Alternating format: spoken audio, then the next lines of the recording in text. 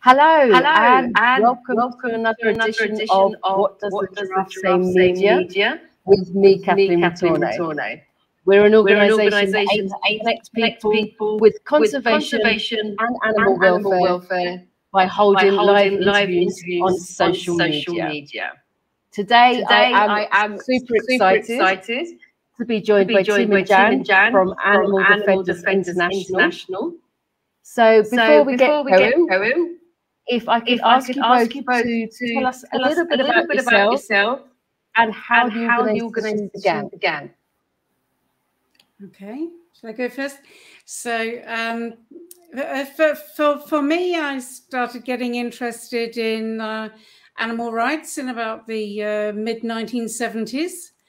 Volunteered and worked for various organisations, and then decided really that this was more important than anything else, and this was how I wanted to spend my life. And after some years, Tim and I founded Animal Defenders International.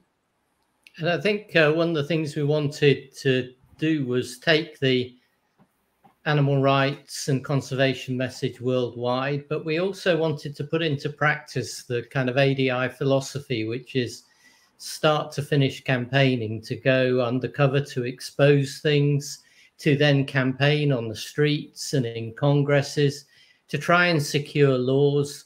And when those laws are passed, the latest chapter, or for the last decade, has been how do you enforce those laws? And we move in, if animal circuses are banned, to go and rescue the animals and so on. So we try and work continuously until we stop animal abuse.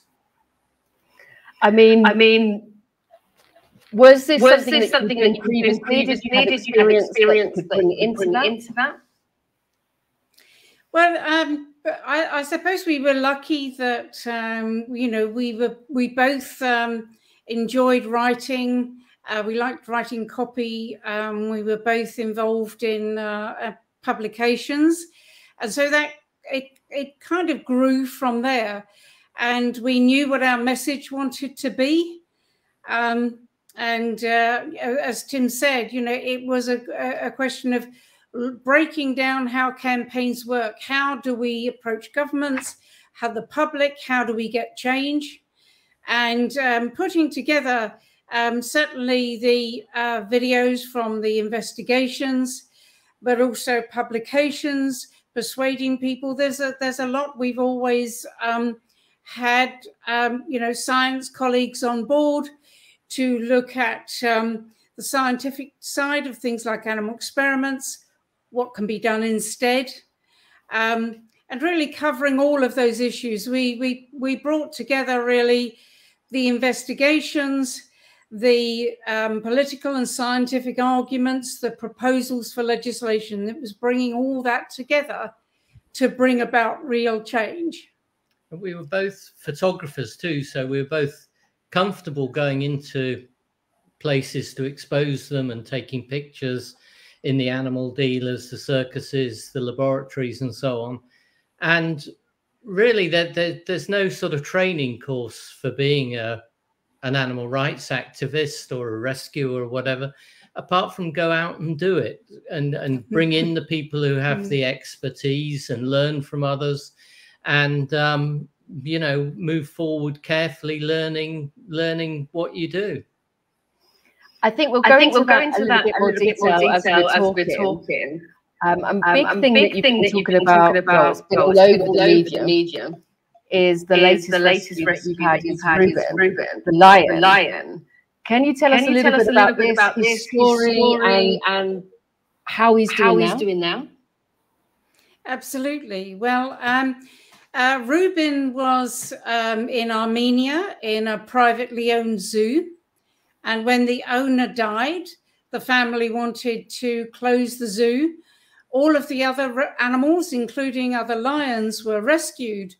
But Reuben was left behind because there was no room for him. And so he was alone for 5 years. And by the time we rescued him, he hadn't heard another lion's voice for 6 years. So it took a long time to get him out of there, get him to a place of safety, and then get him to our sanctuary in South Africa. It's a long process, and obviously throughout that we had to keep him as healthy as we could. And I suppose the most joyous thing that's happened is to see Reuben walk on grass for the first time in his life. He had the sun on his back for the first time in his life. And he's been playing with toys. He owns things of his own. He can walk about in his enclosure and go where he wants. It's really magical. And I think many of these animals we rescue, they're really inspiring. Their loyalty to each other, their determination. They survive adversity that would break most of us, the isolation and the torment and the physical abuse. And they get through it, and they stay with their companions. They look after their companions. We have a lioness that got terribly injured fighting a tiger off her male companion, Tarzan and Tanya. And Reuben falls into that category. When we first saw him in Armenia, he could barely walk a few paces without stumbling over. His spine was very badly arched, and he's got problems with his mobility. And these things are from never getting any exercise. He was in a tiny, tiny damp pen, and also poor nutrition. So the body just doesn't develop properly. But his absolute determination from the moment he put a paw onto African soil, he kind of wobbled a little, but he pushed on. And it's heroic to watch. I mean, it brings tears to your eyes just how amazing this lion and how determined he is. He's just sort of fighting back against adversity. And I would suggest that anyone who can would head over to the Animal Defenders International Facebook page, and they have got incredible footage of him actually being taken and then being released. And it will give you goosebumps, I promise you. Why was it that Reuben was left behind? The only message that we could find out about it was that there wasn't enough room. And I mean, obviously that in itself breaks your heart. You know, you think, how can that be? You know, how can everyone else get moved? And to say that there's no room for one, I mean, obviously for us, our motto for I don't know how many years it's been, 20 years, has been that nobody gets left behind ever. And I think, maybe that's why a friend of ours who's a photographer and a journalist, he heard the story and he came to us about it, knowing that we don't leave anyone behind. And certainly as soon as we knew, that we were going to move heaven and earth to get Reuben, you just can't imagine, how do we understand that feeling to be entirely alone? Nobody in the world can speak your language. Nobody in the world understands you. And you spend year after year after year in that such confinement, never really being able to move around, never feeling the wind through your mane, the sun on your head, never being able to run. And then nobody to talk to you. It's just so tough. I think his story actually highlights two really important issues in the treatment of captive animals and animals generally, whether they're in zoos, circuses, laboratories. And one is that isolation, especially of social species, is crushingly cruel. It's up there with the beatings and the torture and the torment. And the second one is it just so highlights animals as chattels, as possessions. Oh, we haven't got room, we'll just leave him behind. I mean, it's extraordinary behavior. And I think there's been a a huge reaction to that. And Ruben was called the loneliest lion in the world in several newspaper articles. And I think there's a truth in that. There are lots of isolated animals, and this is great to have turned the spotlight on that. But he had other animals around him, and suddenly they were just gone like that. It's just world just fell silent one day, and he must have just been baffled and confused and frightened. Just as in the same way that if you or I was suddenly snatched off the street and chained to a radiator somewhere and just left there in isolation. So I think it raises very important issues about how we treat animals. And it raises very important issues about the incredible character of these animals. I completely agree. I know we've just got comments saying we've got bad feedback from my side, and I apologise. I'm in Zambia. It's very hot, and my laptop is overheating. Oops. So I'm trying my best. The next question I wanted to ask you was how do you find homes and transport for these animals? Well, it can be difficult. That was the reason in the end we opened our own sanctuary. But we started out on large scale rescues. As Tim mentioned earlier, our work is about changing laws to protect animals. And one of our biggest campaigns worldwide, I think we have over 50 countries now with animal circus bans. But getting those laws to save those animals, and then, of course, when you're talking to governments and saying to them you want them to ban something, their question is, well, okay, what do we do with the animals? And so we said straight away, we will help. This is a complete campaign. This is not just get the laws and then move on. This is get the laws, and okay, if the animals need to be saved, then we will help. And that was an undertaking we gave. And so we started with a few animals in Europe here and there, but really the first large-scale rescue we did was of 25 lions from Bolivia, all out of the circuses. And then we moved 33 lions from Peru and Colombia, was the next largest rescue. And then 17 lions from Guatemala, lions and tigers from Guatemala. And what we found, the problem we had was, it was great to have the success of the campaign. The animal circuses were banned, and then it was, okay, well, who could take the animals? And we did start trying to find sanctuaries who could take large numbers of animals. And we moved the first few to other sanctuaries. But really for Peru and Colombia and Guatemala, the only answer was to find our own sanctuary in Africa. And so 2018, we bought the land. We looked at about 30 farms all over South Africa. We found 2 farms that we could afford and that suited our animals. And so we bought the land, and then it's been crazy. It's been build. We have over 30 lions and tigers. And of course, a new resident, Ruben, but it's all been about building their habitats, giving them as much space as possible, building their houses, and making sure they were safe. I think that there are these opportunities to not just... Ruben was kind of an unusual rescue for us in a way, in that it was only one animal. We rescued in excess of 100 animals when we were emptying the circuses in Peru, and that included 30-odd lions, and also a tiger, a bear, and other animals.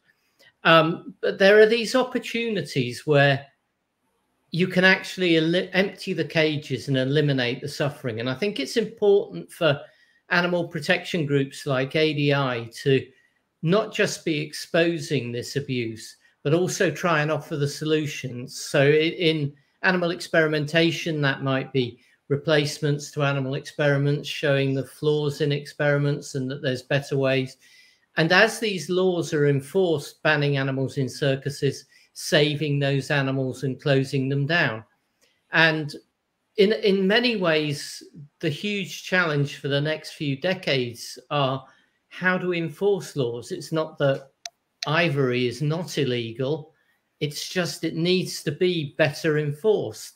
And we're seeing that all over the world, whether it's welfare laws, whether it's animal protection laws, whether it's conservation laws.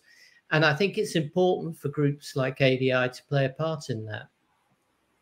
And how do you convince governments to change? Because a lot of the countries you're working in, they're not traditionally focused on animal welfare. How do you convince them that actually you need to switch tactic? Well, it starts with the evidence. Everything is about the evidence. And so we start with the undercover investigations, going into the circuses, taking film and photographs of what happens behind the scenes. No government is going to make a change unless they're absolutely swamped with evidence. But we also add to that. So it's, you know, it's sometimes that gut-wrenching scenes of animal torture and animal beatings and animal suffering. But we also need to have the wider argument, and we do that. We get the scientific evidence together about how animals feel, how animals suffer. It has to be that complete argument about their intelligence, their emotions, the fact that they suffer when they're in confinement, when they're not fed the right food. Malnutrition is a big issue. It's combining all of those arguments so that a government has a complete package of evidence upon which they can act. I think as well, when you say these are countries with perhaps not the best history of animal protection, some of the countries we've worked in, but there's a basic decency in people when they're given the facts, and it may be a hard road, it can be a long road to persuade people. But I think it's interesting that this circus campaign that ADI has run has been a landmark for the bigger animal rights picture. And I say that because if you look at, you know, Bolivia and Peru, they're two very different countries. They're next door, but they're big, very big countries. You know, Bolivia's bigger than Texas and California combined. One's very agrarian, one's more industrialized. Then if you look at somewhere like, you know, the UK and England and Scotland, or, you know, even going to Singapore, Taiwan, places like that, these are very different countries culturally, and there's 50 of them. They're incredibly diverse, from Greece to the Czech Republic to, you know, Guatemala. And yet they've not said, oh, we think the cages should be a bit bigger. Oh, they should get a bit more exercise, or we should lengthen those chains for the elephants, or we shouldn't hit them with these particular weapons or whatever. They said, no, this is unacceptable to do this to animals just to amuse ourselves. And we may be seeing one of the first sort of lines in the sand. We've still got a long, long way to go for our relationship with animals, that we just should not torture and abuse animals just to entertain ourselves. And that 50 countries, that's a quarter of the world's nations, have said on this issue, animals in circuses, some all animals like Guatemala and a few other countries, Greece, others with just banning wild animals. They've said, no, this should absolutely no longer happen. And I think it's an important time, and it's shifting how we look at animals, and it should shift how we look at animals. I really hope so. I think things are starting to change. Do you think social media has played a part for the better or for the worse? Well, certainly, I think in terms of getting the message out, social media has been very good. I mean, there are challenges with social media, of course, because you have other people who, you know, do want to abuse animals and torture animals. And, you know, it's stopping those people putting out those kind of pictures and footage. But I think overall with social media, we have been able to get to more people. The message is getting out, you know, and people are debating this and understanding the issues. And I think one of the greatest things is people starting to understand how similar we are to other species, how there are fundamental things which are the same for each species. And it's like when Reuben first stepped on grass. For the first time in his life, he went from slippery concrete to grass, and he looked down and he looked at the grass and he sniffed it and licked it. And what he found was that he could get a foothold. So, you know, even with his bad joints and his weak muscles, because he'd never exercised, he was able to walk better. And he's now making great strides. But all of these fundamental things that we have as human beings and other living beings, these fundamental rights to space, air, freedom, the ability to move around, the ability to run, all of these things we're now seeing are basic rights for every earthling. No matter who we are, we have these rights to and these abilities that we should be able to move around.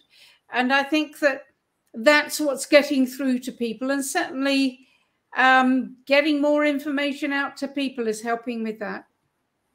Yeah, I think that social media, it's a continuation of all the old media. You know, lots of these bands our campaign began with us sending out VHS tapes all over the world of our undercover investigations.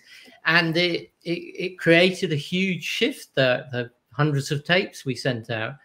So it's kind of a continuation, and it can do, as Jan says, huge amounts of good. The way some of the people who've watched Reuben's transformation, it's really, really touched them and kind of galvanized their support. But there's also all these people out on social media treating animals as toys, people cuddling lions and tigers and monkeys that are separated from their families and desperately alone and frightened, so perch on the shoulder of effectively the person who's their abuser. So that it's also putting forward negative views as well. So, you know, never share those, share the genuine footage. I think that's a perfect message. We've got a question coming from Nancy Bradham, and she's echoing the thoughts I had. And she's saying your rescue is dangerous, and you're determined to do whatever it takes to save them. Are you ever feeling under threat, nervous, and people obviously might not necessarily want you to take the animals? Well, we have been threatened quite a lot.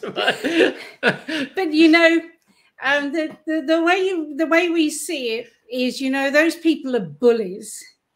They're bullies, and bullies are cowards. Yeah. And you've got to stand up to bullies. And the only reason they're abusing the animals is because they've got the animals in a position where the animals can't fight back. Yeah. They're all cowards and bullies. You've got to stand up to them, and you've got to just take the animals away from them and just let them know, make them realize that, no, they can't bully animals and they can't bully anyone else. You know, we do get death threats, and we have been assaulted. And this sounds very noble, and I don't mean it to. Your big fear when you go in to seize these animals is that it's going to reach a stalemate and you won't get them.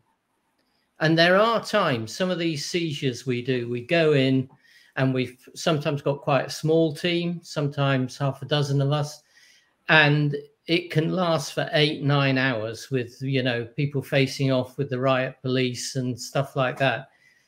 And you really do worry that you're going to not get the animals. And it has happened to us that we've got half the animals, and, you know, we've always gone back and got all of them. I can't think of one we've raided where we've ended up not getting them.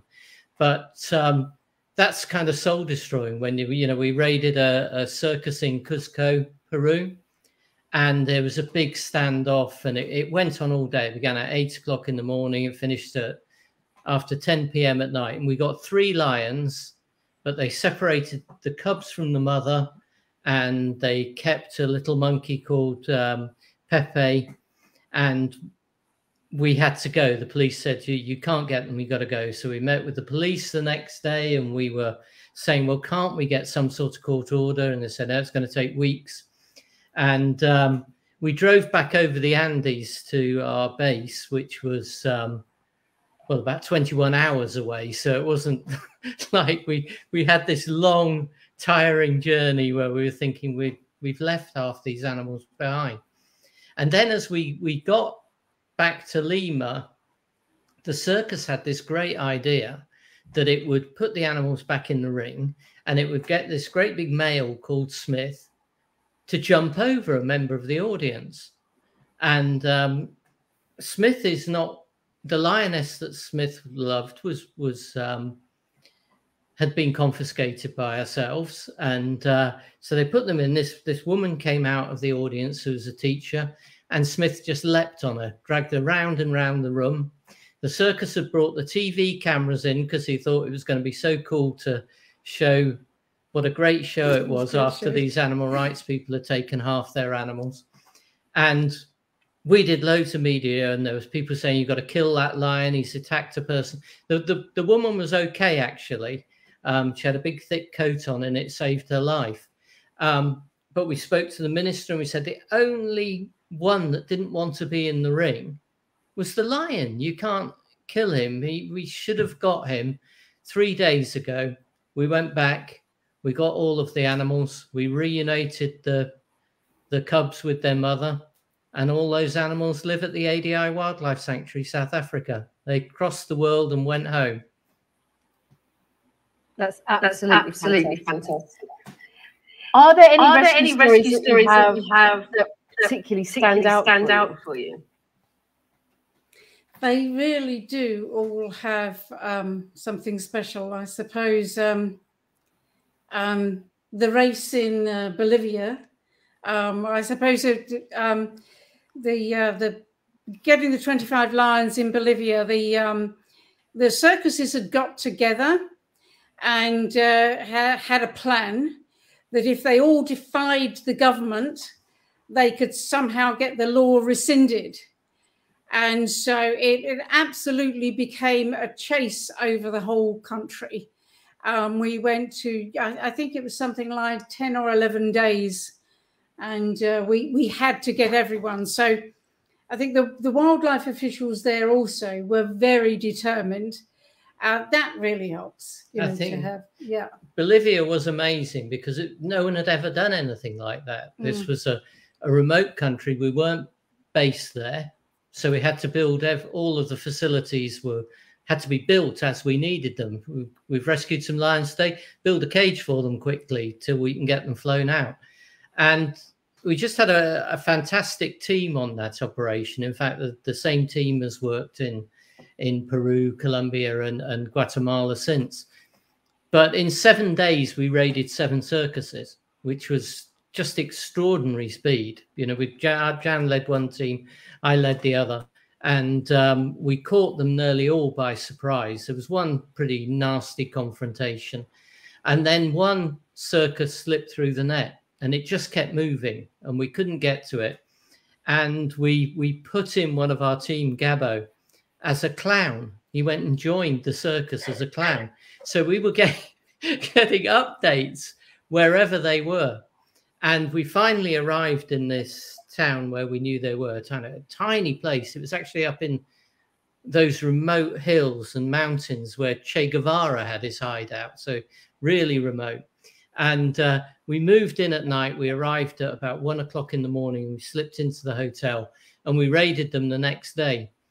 And going back to the are you kind of scared bit, we had to drive these. I think we rescued 5 lions that day. And so we had the big cages on the trucks, and we were on those like precipice roads, and it was dark. There was great big spiders going across the road. And it really was terrifying because you just thought, if this hits a bump, it's going over. And that was quite a scary one. But I felt that was ADI at our best, you know, and that's all in the film Lion Arc as well. But to actually insert an Undercover in the middle of it was just amazing. I have no words. Amazing story. You said that there have been a lot of challenges. What keeps you motivated when times are tough? And what would you advise others who might want to be doing something similar? How would you advise them to get started and keep going? Well, we have thought about this from time to time, and we realised that we both really like winning. We like the circus is losing, and people who have the animals, we want them to lose, and we want to win, and we want to take the animals. And I think that's probably the biggest driving force, is we absolutely must get the animals. We just, that utter desire to win and to end one more animal circus. And I think you have to, I think one factor is, you know, you work, get involved, volunteer, you know, begin on with the demos and leafleting, learn about the subject, you know, come and volunteer at the ADI Wildlife Sanctuary, come and volunteer on one of our rescues. And there is a risk. This is punishing some of the things that we confront. We've filmed in, one night we filmed in 9 slaughterhouses in a row in the Philippines. And it was the most violence I've ever seen in that kind of congested period. I mean, just crushingly soul destroying.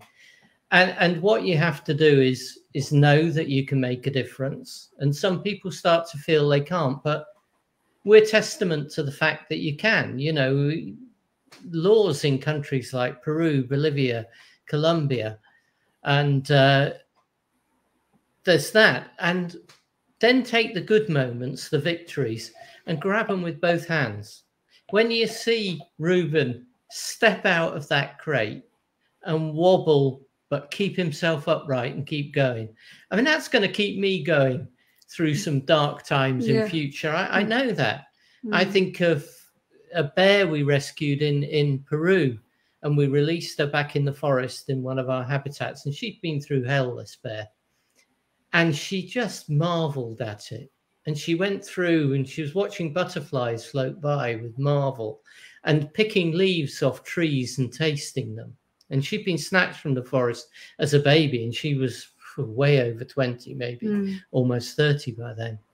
And so grab these moments with both hands, grab the victories, and above all else, know that you'll make a difference. I mean, for Jan and I, we don't feel there's an option to sort of walk away. I think that would haunt us much more than what we confront.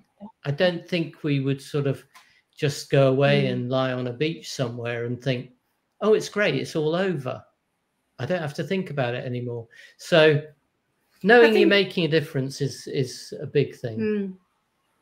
I think we're lucky in that we have seen directly what freedom means to somebody who's never been free. You know, Cholita the bear that Tim talked about, and Reuben and all of the others. When you see the realization on their faces that they're free, they can move about without someone physically pushing them around and making them go from one space to another. You know, they are in tiny spaces in the circuses and the zoos and places like that. They're in these tiny spaces. They never really get to choose to do what they want to do. And, when Reuben's face changed completely. And I think one of my favorite things that I heard from one of our donors was when he saw Reuben's face, he never realized in his life that he would recognize emotion on the face of a lion. Yeah. And Reuben's face changed from fear and anxiety and stress, it relaxed and he became happy. And he looked up at the sky and he looked across the road and he saw other lions and they were talking to him. And I think there's nothing more rewarding than to see them realize, I can move about. I can go over there and do what I want. I can investigate that platform, or I can investigate. And for Reuben, his first possessions, the fact that he had his catnip bag and it was his, and he picked it up and he held it in his mouth and he walked around with it. Then he put it down and he touched it and pushed it and rolled it. And then he could pick it up again. I think you have to watch them to see what that means to them. I think that's one of the biggest things. Do you think that since COVID people are more compassionate to animals in captivity? I'm not sure how long it will last with people, but you would hope that they would have some empathy. And I think the biggest thing that we need to do as human beings is not to consider that someone who doesn't look like us, doesn't eat the things that we eat, doesn't communicate in the same way that we do, all of those things that makes them the other being, what we have to remember is they are not so different from us. And if our empathy can make us see them as an individual, their life is as important to them as ours is to us. They have a desire to live as much as we do. They want to enjoy their lives. You know, I mean, something I will say to people, I think is that something you don't expect from lions is they have a sense of humor. And one of the best lessons I had with that was one of our lionesses in Peru, who liked to play jokes on people. So her cage was at the end of the road in the temporary rescue unit. So the volunteers would come and they would stand in a little circle just outside her cage and forget she was there. So she would wait and wait and wait until they were absolutely engaged in their conversation. She would creep up to them and then suddenly jump up and bang the bars. They would all jump. And she thought it was hilariously funny. She would run around the cage, swishing her tail. You know, if you have never seen a lion do the equivalent of laughing, that's what it was. And it was just such fun to give them a fright. So it's those dimensions of being alive that we as humans sometimes forget that other species have those dimensions too. I think as well, it's important for all campaigners, whatever sphere you're working for change, is the problem doesn't tend to be that people are all heartless, but they do like to look the other way. People don't like to think about animal suffering. They don't like to think about human suffering. And that's why we found with the Circus campaign that once you do engage people, once you get it before people, wherever they are, whatever their financial circumstance, they tend to support you. And the problem tends to be that a small group of people that support the abuse, the killing of animals, have a kind of stranglehold. It's like they're the biggest, loudest mouths. And so they're drowning out most people who just want to get on with their lives and don't think. But if you went to most people in the street and said, do you really think that a lion should be in the cage on the back of a truck? You know, something that's legal right now in the United States, or that an elephant should live chained so it can only move a meter at a time. And most people would go, no, that's awful. No, isn't that banned? And so in a way, it's getting past the fact that people want to look the other way and giving them a reason to stand up for these animals. I completely agree. And I think most people want to do something rather than nothing when they actually see the reality. Mm. Okay, I've got one more question left. People have been watching. We've had lots of lovely comments, lots of support from around the world. What's the best way for people to support the work you do? Well, I think come onto the website, contact us. Get our regular e-alerts, sign up to our e-alerts, and find out what's going on and how they can help. And obviously, when the sanctuary is eventually, we hope next year, open to visitors, come to see the survivors. Come to see watch the films, watch the videos, see how those animals live in captivity, but then come and see who they are and how they behave when they're free to do what they want. And, some of them, they're living in family groups, and, you watch how they behave with each other, and watch what's important to them, but get involved. Everyone getting involved makes a difference, whether you're sending a letter to someone to get some abusive animal industry banned, or whether you're just talking to friends and family and engaging them. Tell everyone what you know and get involved. And I think, ADI doesn't receive any state aid.